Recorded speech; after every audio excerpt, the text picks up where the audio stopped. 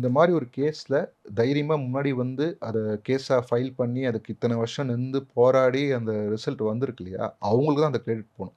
அ சொல்லலாம். அது இதுல இவங்க ஏடிஎம்கே பீரியட்ல வந்து லோக்கல்ல இருந்த அரசியல்வாதிகளோட இன்ஃப்ளூயன்ஸ் அரசியல்வாதி பசங்க இருக்காங்க. இந்த மாரி விஷயங்கள்லாம் இருந்தது. அது பிரச்சனை பூதாகாரம் ஆகும்போது என்ன பண்ணாங்க, போலீஸே கண்ட்ரோல்ல இல்லன்னு தெரிஞ்சு போச்சு. சிபிஐக்கு எடப்பாடியார் மாத்துனாரு. அவரோட அது ஒரு பெரிய மூவ் தான் அது. எல்லாரும் என்ன நெனச்சாங்க, சிபிஐ போனோனே அது அப்படியே ஸ்டாப் ஆயிடும் அப்படின்னு நெனச்சாங்க. அதே மாரி தான் ஆச்சு. ஒரு 5 வருஷம் கழிச்சு இப்ப மறுபடியும் ரீஓப்பன் பண்ணி அது நடந்தது. ஆனா அது பாராட்ட வேண்டிய விஷயம். சிபிஐக்கு இது ஒரு பெரிய வெற்றி. சிபிஐ வந்து கேஸ் எடுத்தா அது முடிக்கவே முடிக்காதுன்ற ஒரு ஒரு பிம்பத்த வந்து உடைச்சிருக்காங்க இந்த விஷயத்துல. டிஎம்கே வந்து ஒரு எப்பவுமே டைவர்ஷன் பாலிடிக்ஸ் தான். அவங்க வந்து இப்போ இதே மாரி ஒரு ஸ்டாண்ட அண்ணா யூனிவர்சிட்டி விஷயத்துக்கு எடுக்க முடியாது. அவங்களோட முக்கியமான மினிஸ்டர் பேர்லாம் அடிபட்டுரும் அதுல. அது பேர கூட இப்ப நான் சொல்லலாம்.